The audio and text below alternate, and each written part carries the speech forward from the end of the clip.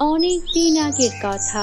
রসুলপুর নামের একটা গ্রামে দুই ভাই তাদের দুই স্ত্রীকে নিয়ে থাকতো। বড় ভাইয়ের মেয়ের নাম ছিল অনন্যা, আর ছোট ভাইয়ের মেয়ের নাম ছিল প্রিয়া। অনন্যা খুব মিষ্টি স্বভাবের মেয়ে, পড়াশোনায়ও বেশ চালাক ছিল। সব সময় সবাইকে সাহায্য করত, মায়ের কাজেও হাত লাগাতো। কিন্তু অনন্যার বাবা ছিল না, আর মা প্রায়ই অসুস্থ থাকতো। অন্যদিকে প্রিয়ার কথা আলাদা। ও একদম ভালো মেয়ে ছিল না, কখনো কারো সাহায্য করত না। ওর মাথায় শুধু সাজগোজ আর পার্টি করার ভাবনা থাকতো। অনন্যা আর প্রিয়া একই স্কুলে পড়তো। এরই মধ্যে 10ম শ্রেণীর রেজাল্ট এলো। অনন্যা পুরো স্কুলে প্রথম হয়েছে, আর প্রিয়া ফেল করেছে। তখন অনন্যার মা প্রিয়ার মায়ের কাছে মিষ্টি মুখ করাতে গেলেন আর বললেন, দেখো কোথায় ছিলে, আমার মেয়ে পুরো স্কুলে প্রথম হয়েছে। আমি তো সবাইকে মিষ্টি মুখ করাচ্ছি, শুধু তোমার কাছে আসতে বাকি ছিল। নাও নাও, আর দেরি করো না, এই নাও মিষ্টি মুখ করে নাও, আর বলো তোমার মেয়ের রেজাল্ট কেমন হয়েছে। দিদি, এত নাটক করো না তো। আমি ভালো করেই জানি তুমি আমার কাটা খায়ে নুন ছেটাতে এসেছো। তুমি তো জানোই আমি সকাল থেকে রুমের বাইরে আসিনি। আমি আমার মুখ ঢেকে রেখেছি, কারণ আমার মেয়েটা আমার মুখ দেখানোর উপায় রাখেনি। ও ফেল করেছে, আর তোমার মেয়েটা পুরো স্কুলে টপ করেছে। এখন তো সবাইকে ঢাক ঢোল পিটিয়ে এই খবর শুনিয়ে বেড়াচ্ছ, তাতেও হয়নি আমার বাড়িতে মিষ্টি নিয়ে চলে এসেছো। যাও এখান থেকে, আমি কোনো মিষ্টি টিষ্টি খাবো না। কি বলছিস? সত্যি বলতে আমি এসব কিছুই জানি না, আমি তো এসব শুনিনি। তুই তো আমার ছোট বোনের মতো, আমি তোর সঙ্গে এমন করতে পারি? আর তুই তো তোর প্রিয়াকে কিচ্ছু বলিস না। ও ঠিক মতো পড়াশোনা করে না, বন্ধু বান্ধব নিয়ে ঘুরে বেড়ায়, খেলাধুলা করে। আমাদের অনন্যা তো ওকে অনেক বোঝানোর চেষ্টা করে, কিন্তু অনন্যার কথা ও শোনে না। তুই চিন্তা করিস না, তোর প্রিয়াও পাশ করে যাবে। একটু তুই ওর ওপর মনোযোগ দে, ওকে ভালো করে পড়াশোনা করতে বল, দেখবি সব ঠিক হয়ে যাবে। এই বলে অনন্যার মা সেখান থেকে চলে যায়। কিছুক্ষণ পর প্রিয়া বাড়িতে আসে। তখন প্রিয়ার মা তাকে জোরে থাপ্পড় মেরে বলে, প্রিয়া, আমি তোর কাছে কি চেয়েছিলাম? শুধু তো এতটুকুই যে তুই অনন্যার থেকে একটু বেশি নম্বর পেয়ে পাশ করবি। কিন্তু না, অনন্যা, ওই যে ও বিধবা একটা মা, সে তার পুরো মেয়েটাকে কিভাবে স্কুলের মধ্যে টপ করিয়েছে, নিজের মায়ের মুখ উজ্জ্বল করিয়েছে। আর তোকে আমি এত পড়াই, এত টাকা দেই, বার্গার খাওয়াই, পিৎজা খাওয়াই, তুই কি না আমার মুখটা ডুবালি। ও পড়াশোনাও করে, মায়ের কাজেও সাহায্য করে, তাও প্রথম হয়। তোকে দিয়ে বাড়ির একটা কাজও করাই না, পায়ের উপর পা তুলে বসে থাকিস, শুধু পড়তে বলি। আর তুই কি করিস? বন্ধু বান্ধব নিয়ে আড্ডা দিয়ে ঘুরে বেড়াস। তোকে তো আজকে মেরেই ফেলবো। যখন প্রিয়াকে ওর মা এভাবে মারধর করে, তখন ও সরাসরি অনন্যার কাছে যায়।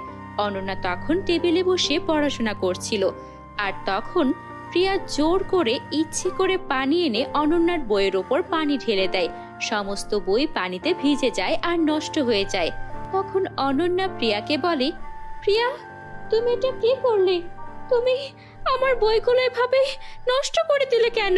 আমার মা কত কষ্ট করে বাবার দেয়া শেষ গয়নাটা বিক্রি করে আমার জন্য এই বইগুলো কিনেছিল, আর তুমি কিনা এই বইগুলো নষ্ট করে দিলে। প্রিয়া, আমার বাবা নেই, আমার মা কত কষ্ট করে আমাকে বড় করেছে, আমাকে কত কষ্ট করে পড়াচ্ছে, তুমি সব জানো। তারপরও তুমি এটা কেন করলে? আমি তোমার কি ক্ষতি করেছি যে তুমি সব সময় আমার সঙ্গে এমন করো? হ্যাঁ? আরে অনন্যা, এত কিছু করার পর আবার জিজ্ঞেস করছিস তুই কি করেছিস? তুই নিজেই আমার জন্য তো একটা অমঙ্গল।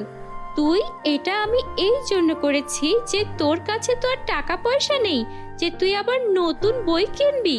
তোর কারণে আমার মা আমাকে আজকে মারধর করেছে। আমার তো পড়াশোনা করার কোনো শখ নেই, কিন্তু তুই তো বইয়ের পোকা, সারাক্ষণ বইয়ের মধ্যে মুখ ডুবিয়ে থাকিস। আর তোর জন্য মা সব সময় তোর সঙ্গে আমার তুলনা করে। আমি তোর মতো বড় হতে চাই না, আর আমি এরকম বইয়ের পোকাও হতে চাই না। আমি লাইফটাকে এনজয় করতে চাই, পার্টি করতে চাই, বন্ধুদের সঙ্গে মজা করতে চাই। সারাক্ষণ পড়াশোনা করা আমার কাজ নয়। এবার তোর বইগুলো আমি ভিজিয়ে দিয়েছি, এবার দেখবো তুই কি করে পড়ে ক্লাসের টপার হোস। এই বলে প্রিয়া সেখান থেকে বেরিয়ে যায় আর অনন্যা কেঁদে কেঁদে মায়ের কাছে যায়, কিন্তু দেখে ওর মা সেখানে অজ্ঞান হয়ে পড়ে আছে। তখন অনন্যা ওর চাচিকে ডাকে আর ডাক্তারকেও ডাকে, কিন্তু ডাক্তাররা কোনো কথা বলে না, কারণ অনন্যার মায়ের অবস্থা খুবই খারাপ ছিল। তখন অনন্যার মা প্রিয়ার মাকে ডেকে বলে, বোন, আমি তোকে সবসময় নিজের ছোট বোনের মতোই দেখেছি। আমার অনন্যার বাবা তো অনেক আগেই চলে গেছেন, আমারও বেশি সময় নেই। আমি আমার এই মেয়ের দায়িত্ব তোর হাতে দিয়ে যাচ্ছি। ও যেন কখনো মায়ের অভাব না বোঝে। আমার মেয়েটা যে একদম একা হয়ে যাবে। তুই ওকে তোর মেয়ে প্রিয়ার মতোই ভালোবাসবি, কথা দে। আমি ওর বাবার সব সম্পত্তি তোর নামে করে দিয়ে যাচ্ছি, তুই শুধু ওর একটু দেখভাল করিস। হ্যাঁ হ্যাঁ, কোনো চিন্তা করো না দিদি, কেন নয়। আর আমি তো আগে থেকেই অনন্যাকে আমার মেয়ের চেয়েও বেশি ভালোবাসি।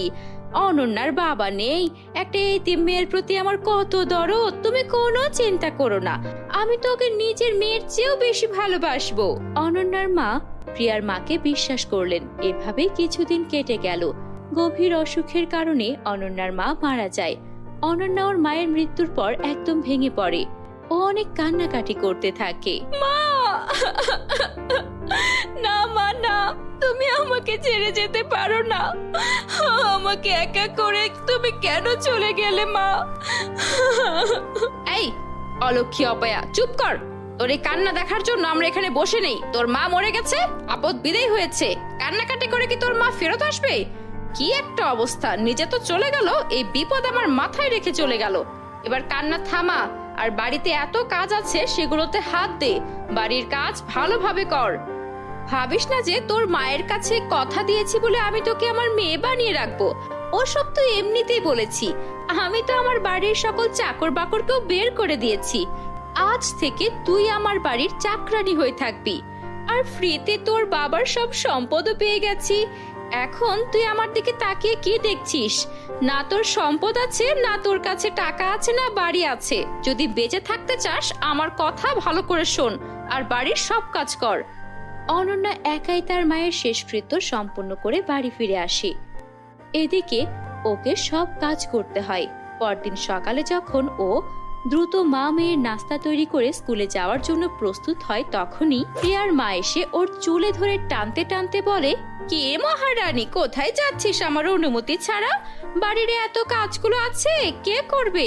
তোর মা তো মরে গেছে, তোকে স্কুলে যাওয়ার কথা কে দিল? হ্যাঁ, তোর কোনো পড়াশোনার দরকার নেই, তোর মাই তো নেই, তো কার মুখ উজ্জ্বল করবি? তুই এখন চাকরানি হয়ে থাক আমার বাড়ির। তুই এতদিন পড়াশোনা করেছিস বলে পুরো গ্রামের কাছে আমার মাথা হিট হয়েছে। তোর জন্য আমার মেয়েটা এত সোসাইটিতে নাম খারাপ হয়েছে। এখন আমার এত ফালতু টাকা নেই যে আমি তোকে পড়াশোনাও করাবো, আবার তুই টপ করবি আর আমার মেয়ে ফেল করবে, এটা আমি বসে বসে দেখবো।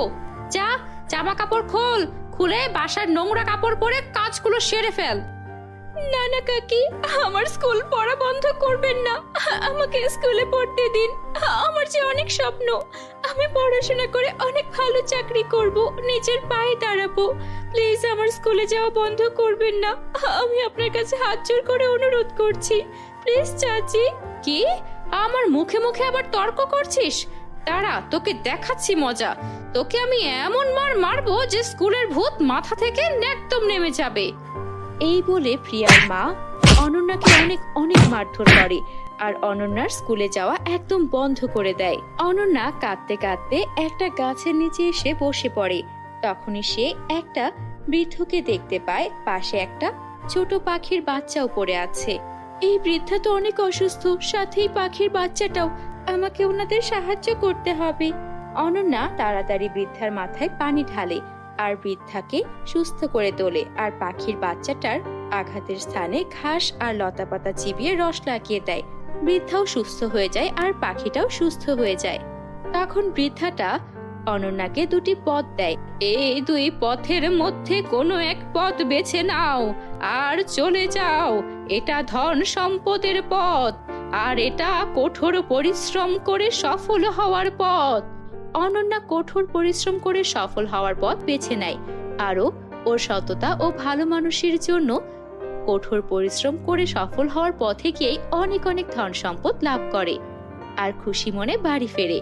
এই ঘটনা যখন প্রিয়া জানতে পারে, ও সেখানে পৌঁছে যায়, আরো ধন সম্পদের পথটাকে বেছে নিয়ে সেদিকে যায়। কিন্তু তখনই উল্টো সেই পথটা অদৃশ্য হয়ে যায়, আর সেখানে ভয়ঙ্কর সব রাক্ষসী চলে আসে, যারা প্রিয়াকে কামড়ে খেয়ে ফেলে, আর প্রিয়ার সেখানেই মৃত্যু হয়। এখানে প্রিয়ার মৃত্যুর পর প্রিয়ার মা তার ভুল বুঝতে পারে। সে অনন্যার কাছে ক্ষমা চায়, কিন্তু ততক্ষণে অনেক দেরি হয়ে গেছে। অন্যদিকে অনন্যা সেই ধন সম্পদ পেয়ে আবারও নতুন করে পড়াশোনা শুরু করে আর সুখে শান্তিতে জীবন কাটাতে থাকে। বন্ধুরা, তোমরা যারা এই গল্পটি দেখছো, তোমাদের নাম কমেন্টে লিখে জানাও। আমরা নেক্সট গল্প তোমাদের নাম দিয়ে বানাবো। আর হ্যাঁ, আমাদের চ্যানেলে নতুন হয়ে থাকলে আমাদের চ্যানেলটিকে সাবস্ক্রাইব করতে ভুলো না যেন। Bye bye.